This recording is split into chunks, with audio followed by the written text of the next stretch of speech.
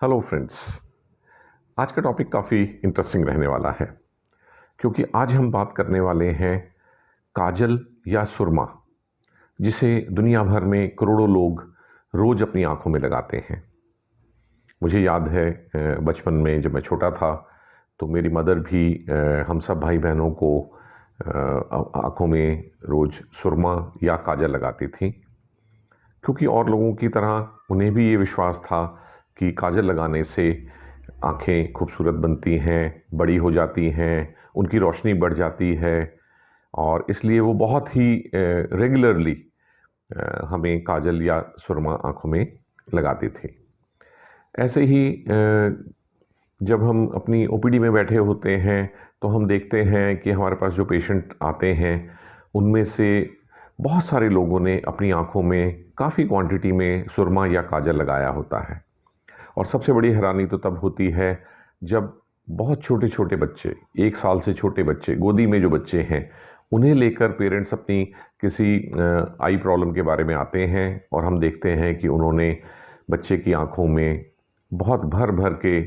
काजल या सुरमा अप्लाई किया हुआ है, इस उम्मीद में कि काजल और सुरमा से उनके बच्चे की आँखें बड़ी हो जाएँगी या ज़्यादा दिखने लग जाएँगी। जबकि हकीकत इससे बिल्कुल अलग है। आज का ये वीडियो बनाने का पर्पज़ ही यही है कि साइंटिफिक बेसिस पे हम ये देखें कि सुरमा या काजल के फ़ायदे कितने हैं और नुकसान कितने हैं, और फिर हम खुद ही डिसाइड कर सकते हैं कि ये जो हम सदियों से सुनी सुनाई बातों पे विश्वास करके अपनी आँखों में एक चारकोल पाउडर,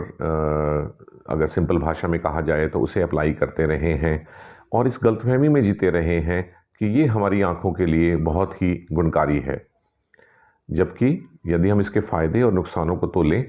तो फ़ायदे काफ़ी कम हैं और नुकसान काफ़ी ज़्यादा हैं। और ये सारी बातें ठीक प्रकार से साइंटिफिकली प्रूवन हैं। इनमें किसी बात की गुंजाइश नहीं है कि हम सोचें कि नहीं, हमें जो बहुत समय से बताया गया है वही ठीक है और आज साइंस ने जो बताया है तरह तरह के अनुसंधान करके वो बात ठीक नहीं है। अब अगर हम इतिहास में देखें तो सुरमा या काजल की शुरुआत का जो हमें प्रामाणिक इस्तेमाल दिखता है वो दिखता है पुरानी मिस्र सभ्यता में, यानी कि इजिप्ट में। इजिप्ट में 4 से 5,000 साल पहले सुरमा बनाया भी जाता था और इस्तेमाल भी किया जाता था। पुरानी इजिप्ट सभ्यता में जो काजल बनाया जाता था वो स्टिबनाइट मटेरियल से बनाया जाता था, जो कि एक कंपाउंड होता है जिसमें कि एंटीमनी कंपाउंड की मात्रा काफ़ी होती थी। फिर इसमें तरह तरह के ऑयल्स वगैरह मिलाए जाते थे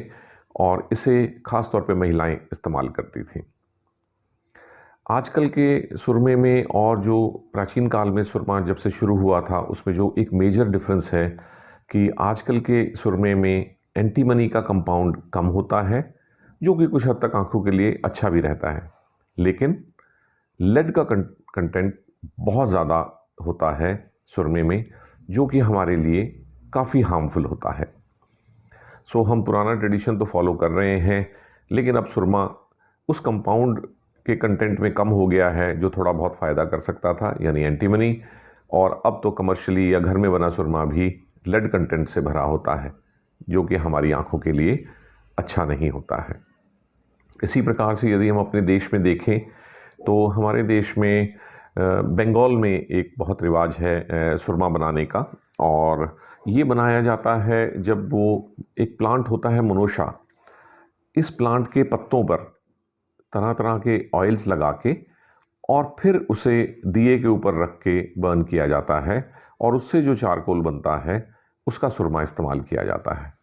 इसी तरह देश के अलग अलग हिस्सों में अलग अलग पद्धतियों से सुरमा बनाया जाता है। दिए के ऊपर कुछ लिड रख के उस पे ऊपर जमने वाली सूट या टार, इन सबको मिला के सुरमा बनाया जाता है। बेसिकली सुरमा ले दे के होता वही है, कार्बन, और फिर इसमें कई तरह के और मिनरल्स भी अलग अलग क्वांटिटी में होते हैं, जो कि हमारी आंखों को फ़ायदा तो नहीं, हाँ नुकसान काफ़ी कर देते हैं। सिर्फ आंखों को ही नहीं, शरीर के और अंगों को भी।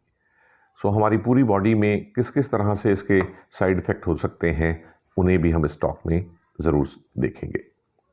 अब हम देखेंगे कि हम लोगों में घर में बनाए हुए सुरमे के बारे में बहुत ही श्रद्धा रहती है, जैसे कि वो बहुत ही अच्छी वस्तु है।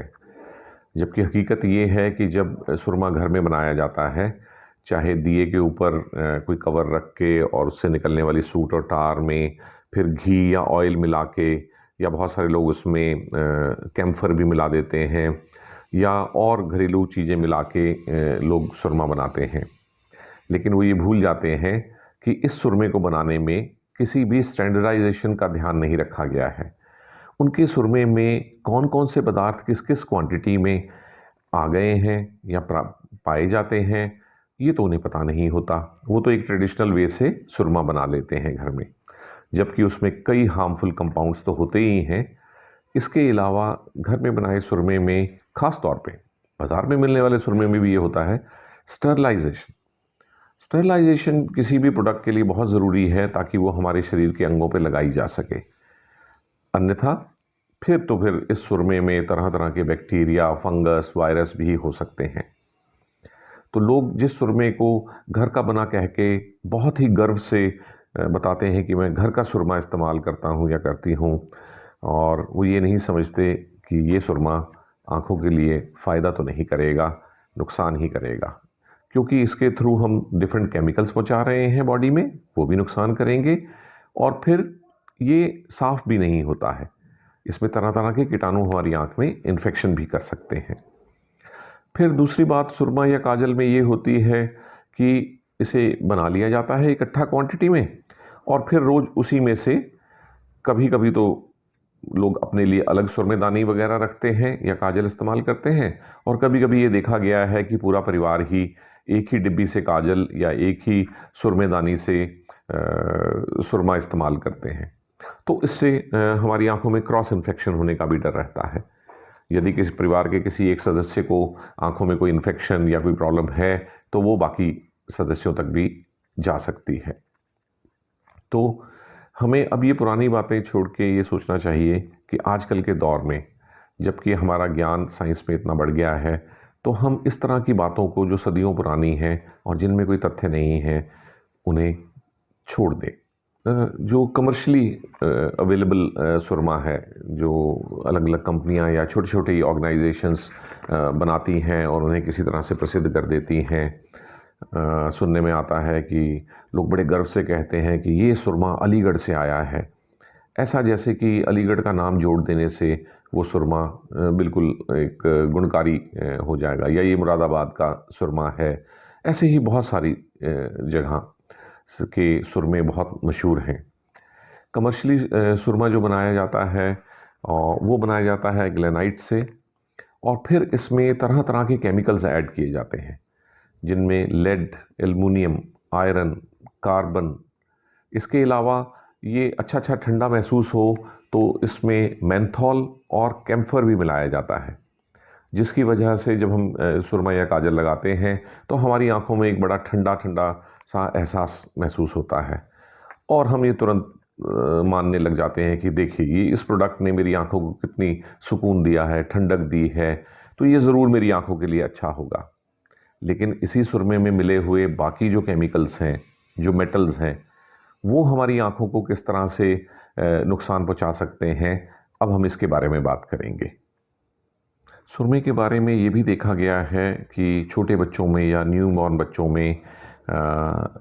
मदर्स बच्चे को ना केवल आँखों में ही सुरमा या काजल लगाती हैं, बल्कि उसकी अम्बिलिकल कॉर्ड, जिसे नाड़ू भी कहते हैं, उसके ऊपर भी ये सुरमा लगा देती हैं या काजल लगा देती हैं, ये सोचते हुए कि इससे उस जगह की इन्फेक्शन नहीं होगी। जबकि हकीकत ये है कि अम्बिलिकल कॉर्ड की इन्फेक्शन का एक मेन कारण अम्बिलिकल कॉर्ड पे लगाने वाले तरह तरह के घरेलू पदार्थ हैं, और उनमें सुरमा भी शामिल है। अब हम देखते हैं कि क्योंकि सुरमे में lead, cadmium, iron, carbon, aluminium, ये सभी पदार्थ अनरेगुलेटेड अमाउंट में पाए जाते हैं। इसके बारे में सरकार की तरफ से कोई भी अनुसंधान नहीं हुआ, ना इसमें बताया गया है कि कितनी क्वांटिटी में ये मेटल्स होने सेफ़ हैं और कितने अनसेफ़। ना ही कोई काजल मैन्युफैक्चरर इसके बारे में कोई अपनी प्रोडक्ट के ऊपर लिखते हैं कि उसमें कितने प्रतिशत कौन सा मेटल है। तो हम देखते हैं कि इसमें लेड, कैडमियम और आयरन, इन सब की वजह से जो शरीर को नुकसान होते हैं उनमें सबसे पहले होती है न्यूरोटॉक्सिसिटी। इसका मतलब ये नर्व्स के लिए बहुत बुरे होते हैं, और यदि छोटे बच्चों में रेगुलरली काजल या सुरमे का इस्तेमाल किया जाए तो उनकी ग्रोथ पे असर पड़ सकता है और उनकी ग्रोथ कम हो सकती है। इसके अलावा न्यूरोटॉक्सिसिटी होने से लोगों को अधिक मात्रा में काजल इस्तेमाल करने से, रेगुलरली सालों तक करने से, किसी में लेड टॉक्सिसिटी होने से उनको सीजर्स या दौरे भी पड़ सकते हैं। इसके अलावा सुरमा लगाने पे जो मेटल की टॉक्सिसिटी होती है उससे हमारी किडनीज़ पे भी बुरा असर रहता है, तो हमारे गुर्दे या किडनी के क्रॉनिक फेलियर होने के भी चांसेस रहते हैं। अब यदि हम बात करें कि सुरमा और काजल जिस तरह से आँखों में लगाया जाता है, बहुत बार काजल तो बहुत बार हाथों से ही लगाया जाता है। अब ऐसा कहाँ होता होगा कि हर बार काजल लगाने से पहले सब कोई अच्छे से साबुन से हाथ धो के आते हों। हाथ धो भी लिए तो भी जो काजल वो लगा रहे हैं, इसकी क्या गारंटी है कि जब आपने पिछली बार उसमें से काजल लिया था या किसी और ने लिया था तो उसमें कीटाणु नहीं गए होंगे। फिर लोग अपने ज़्यादातर काजल महिलाएं लगाती हैं और वो अपने नाखून आमतौर पे बढ़ा के रखती हैं। तो इसमें यदि वो उन्हीं नाखून वाले हाथों से अपने बच्चे की आँखों में या अपनी आँखों में काजल लगाते हैं तो इससे उस नाखून से भी आँखों में स्क्रैच आने की संभावना हो सकती है। फिर बहुत बार काजल या सुरमा में पार्टिकुलेट मटेरियल होता है जो हमारी आँखों में कंजंक्टिवा और कॉर्निया पे एब्रेजन्स या छोटे छोटे ज़ख्म भी कर सकता है। तो अगर हम देखते जाएं तो काजल के साइड इफ़ेक्ट्स की लिस्ट अनलिमिटेड है। इसके अलावा यदि लंबे समय तक भारी मात्रा में काजल आँख के अंदर लगाया जाए या सुरमा, तो ये हमारी बोन मैरो,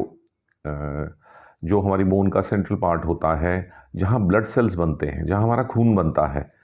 उसे भी डिप्रेस कर देती हैं और फिर कॉमनली एनीमिया यानी कि शरीर में खून की कमी तक हो सकती है। अब जब हम ये समझ रहे हैं कि काजल लगाने से या सुरमा लगाने से इतनी लंबी लिस्ट है जिससे प्रूवन है कि साइड इफ़ेक्ट्स हो सकते हैं और सिर्फ फ़ायदे दिखें तो ये है कि आँख की लाइनिंग बन जाती है और आँख दिखने में ऐसा लगता है जैसे ज़्यादा खूबसूरत हो गई या बड़ी हो गई। तो इस खूबसूरती को अचीव करने के लिए तो हम कोई भी आईलाइनर आँख के बाहर बाहर भी लगा सकते हैं। उसे लगाने में भी हमें ये ध्यान रखना है कि आईलाइनर को आईलैशेस की जड़ों के पास ना लगाएं, बल्कि आईलिड मार्जिन और लैशेस से जितना दूर हो सके, ताकि वो सिर्फ स्किन पे लगे, आईलैशेस की जड़ों में ना लगे। तो ये बहुत ज़रूरी है कि हम ये देखें कि काजल को यदि मेकअप के तौर पे या आईलाइनर को मेकअप के तौर पे कभी महीने 2 महीने में एक बार किसी पर्टिकुलर ओकेजन के लिए लगाना हो तो अलग बात है, आई मेकअप की तरह। मन में ये गलत धारणा कभी ना रखें कि रोज़ काजल लगाने से आपकी आँखों की रोशनी बढ़ रही है और आपकी आँखें बड़ी होती जा रही हैं। इसके अलावा भी काजल और सुरमे से एक और इफ़ेक्ट जो देखा गया है कि हमारी पलकों के मार्जिन पे जो पलकों की जड़ों में मिमोबियम ग्लैंड्स होते हैं, उनके डक्ट्स को भी काजल और सुरमा ब्लॉक कर देता है और हमारी आई में मिमोबियम ग्लैंड्स की जो फैटी सिक्रीशंस, लिपिड सिक्रीशंस होती हैं, वो फिर आँख को नहीं मिल पाती और आँखों में ड्राइनेस होने का भी खतरा बना रहता है। सो फ्रेंड्स, बेसिकली इस टॉक का पर्पज़ था आप लोगों को अवेयर कराना कि काजल और सुरमा, जो कि यूएसए में एफडीए ने बैन किया हुआ है उसका इस्तेमाल, सेल, परचेज़, उसे हम सदियों से इस्तेमाल करते रहे हैं। मुझे भी इस्तेमाल कराया गया बचपन में, क्योंकि तब तक जानकारी नहीं थी। अब जबकि साइंस की तरफ से बहुत अच्छी अवेयरनेस है, और उस समय अगर किसी को अवेयरनेस थी भी तो पुराने ज़माने में वो अवेयरनेस फैलती कम थी। आजकल तो यूट्यूब है, मैं आपसे ये बात कर रहा हूँ, जितने भी लोग इस वीडियो को देखेंगे उनमें से कुछ को तो ये विश्वास हो ही जाएगा कि हाँ, सुरमा और काजल हमारी आँखों के लिए अच्छे कम, बुरे ज़्यादा हैं। सो कोशिश करें कि यदि आपका मन मान जाए इन बातों से और आप चाहें तो इसके बारे में, आजकल तो किसी भी बात को मानने से पहले हम लोग गूगल को सर्च कर लेते हैं। आप अपने नॉलेज बैंक गूगल से पूछिए, वहाँ जाके देखिए कि सुरमे के बारे में या काजल के बारे में ऑथेंटिक इन्फॉर्मेशन क्या है, और फिर आपका मन कभी नहीं करेगा कि आप रोज़ रोज़ अपनी आँखों को नुकसान पहुँचाने के लिए काजल और सुरमा लगाएं। Well, thank you friends, thank you for listening to this talk, and I hope कि ये आपके लिए मददगार सिद्ध होगी, और कम से कम कुछ लोग तो इसके देखने के बाद सुरमे और काजल का इस्तेमाल या तो कम कर देंगे या बंद कर देंगे, और अपनी आँखों के स्वस्थ रखने में अपनी मदद करेंगे। Thanks for listening to this talk. We will be coming up with more of such talks in future. If you like this talk, you can subscribe to my channel so that you keep getting regular notification by pressing the bell icon also.